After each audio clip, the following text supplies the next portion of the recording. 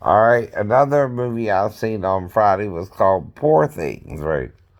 It starred Emma Stone with William Dafoe and Mark Ruffalo.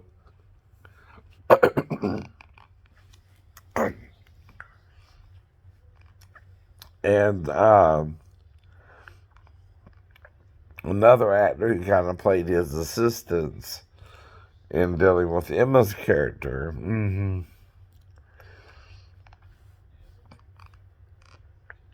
And again, so the premise of the story is Emma's character, called Bella, is a woman who committed suicide, right? And is found by this scientist type doctor, right? Who does an experiment on her, right? And basically replaces her brain with her infant's brain because she, in trying to commit suicide, had killed herself and was technically brain dead. But the child's brain was still alive, but it too could die. Was about to die as well. So he did what's called a brain transplant, and put the baby's brain into Emma's brain. Right. Wow, wow, what a weird plot. Right, right. So he's trying to raise Emma, right? Emma's character, right? Bella. And as this goes on, gets one of his assistants in his classes because he's like a professor as well. And he does lectures and things like that. And so he's also got this house he keeps her in, right? And as she matures, though, right, she starts having an interest in sex. Well, Mark Ruffalo's character comes in because he's trying to get his assistants to marry Bella. Because he starts becoming aware she's a sexual creature, right? But still has the mind of her newly born or recently born child in her, right? But it also had died years before as well. Of course, of course. Now, as he draws up a contract to get her to marry the assistant who had kind of fallen in love with her, Mark Ruffalo's character plays a lawyer, right, who drew up a contract for them to get married, right?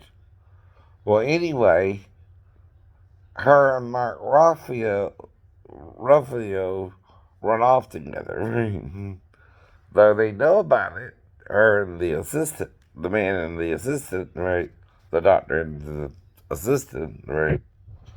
Bella discovers sex through Mark Ruffalo's character, right? I forgot his name, right? But anyway, so they start having sex and all this, that, and the other, and um, it basically tells how he introduces her to sex and all that. And they go to some uh, place in Portugal or something, right?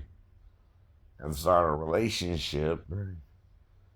And at first, everything seems to be going fine, but then they run into problems, right? Including um, he takes her to the ship and they takes her out to sea to kind of keep her to himself, right? And the next thing you know, she runs into this couple, an older lady with her companion, and the companion shows her cruelty, and in showing her cruelty, right, um, she tries to give the money Mark's character had won to the boy, right? Well, she winds up giving it to some stewards of the ship, right? Well, they, of course, stole the money and they give it to the poor. And it's kind of a crazy tale, but it's a kind of weird story. And then they fall on hard times, her and her companion, right? And then she has to find a way to make money. So she had been given by William Defoe's character a little bit of money. So she gives it to him to go find her own way, and she starts to become a prostitute, right? And she works in Paris as a prostitute, right? Because through leaving Portugal, they go to Paris, right? On a ship, Well, she starts working as a prostitute, right? And she starts having sex with a bunch of different men for money, right? And as she keeps doing this, she, again, right, did write home to William Dafoe's character, but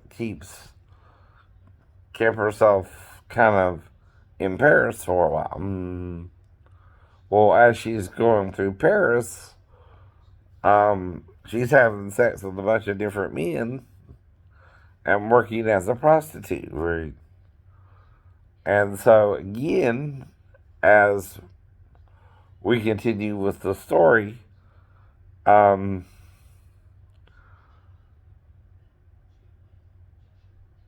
Ruffalo's character, he writes to William Dafoe's character and the assistant's character, and they get back in touch with Bella, and then they bring her back, and then she decides she wants to marry the assistant, and then turns out we found out why she had committed suicide. She was really the wife of this important general from another country, and she had gotten pregnant by him. Right. But then she ran away and committed suicide because life with him had become so controlling and manipulative, right, that something had to be done about it, right. So she committed suicide, right. And this guy would go to dinner with a gun in his hand, and if anyone, he would ask his servants to bring him soup or something, right?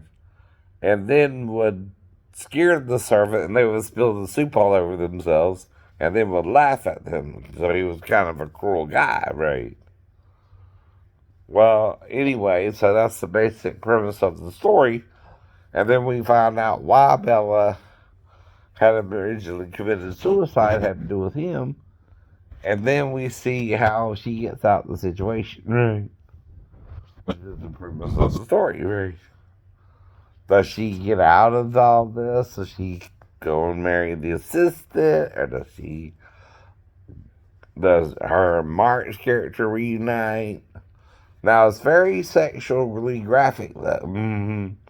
You'll see Emma Stone in ways you never seen her before. But it's still a cool movie because at first it's confusing. Right. You're not sure what's really going on. Right. As it unwinds, you learn what really happened.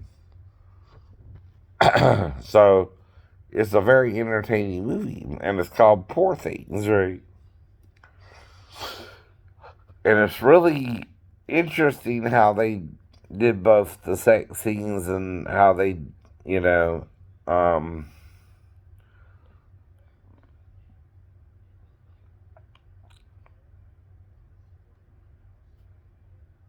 they did have both male and female nudity, by the way. If you're against that or for that, that's up to you. Some people are fine with nudity and some people have a problem with it, right?